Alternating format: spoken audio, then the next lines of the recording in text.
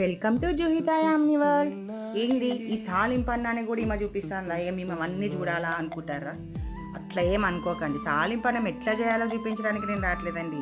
తాలింపు అన్నంతో 90s kids కూడా ఎమోషన్ని షేర్ చేసుకోవడానికి వస్తున్నాను. గుర్తుందండి మీ అందరికీ? మనము చుట్టాలందరం కలిసి సమ్మర్ హాలిడేస్కైనా నార్మల్ ఫెస్టివల్ టైంలో కలిసినప్పుడు మార్నింగ్ టైం టిఫిన్గా బ్రేక్ఫాస్ట్గా మనం తాలింపు అన్నమే చేసుకొని తినేవాళ్ళం. గుర్తుందా అండి? అలాగే అమ్మ చేసే కర్రీ నచ్చకపోతే లంచ్ బాక్స్కి తాలింపు అన్నమే, డిన్నర్ టైంలో తాలింపు అన్నమే.